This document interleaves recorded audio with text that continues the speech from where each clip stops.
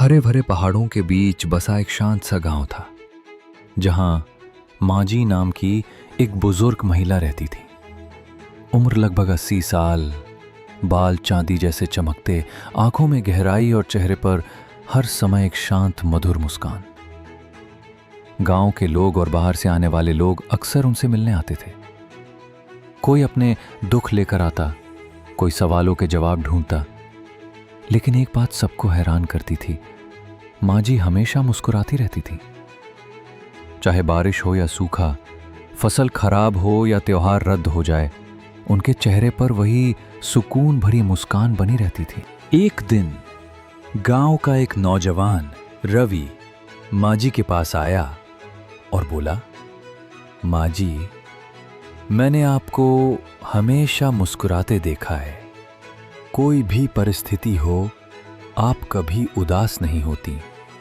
आपका रहस्य क्या है?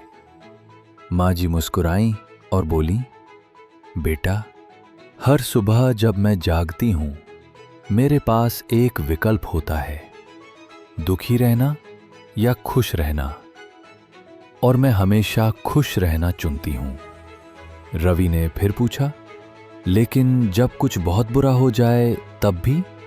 माजी ने हल्के से सिर हिलाते हुए कहा, बिल्कुल बेटा, जीवन ने मुझे भी खूब परखा है।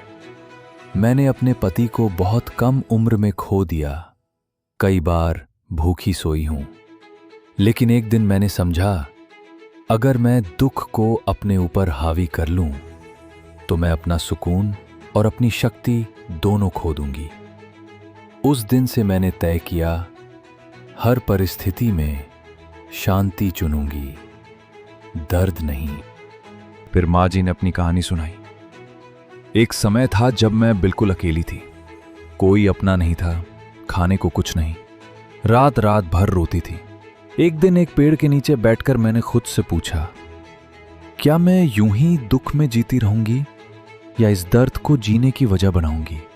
उस दिन से मैंने खुद से वादा किया, अब चाहे कुछ भी हो, मैं मुस्कुराऊंगी, जिंदगी पर गुस्सा नहीं, धन्यवाद करूंगी।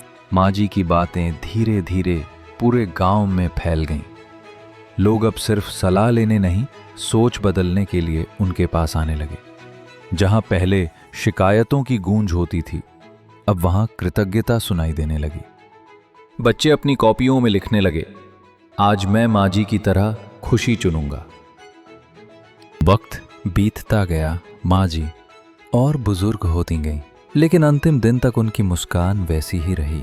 उन्होंने कोई दौलत नहीं छोड़ी, लेकिन एक ऐसी विरासत दी, एक सोच जो जिंदगी बदल सकती थी। खुशी कोई संयोग नहीं है, ये एक चुनाव है जो हमें हर दिन करना होता है। जीवन आपको परखेगा, लेकिन आपकी प्रतिक्रिया ही आपकी कहानी बनाएगी।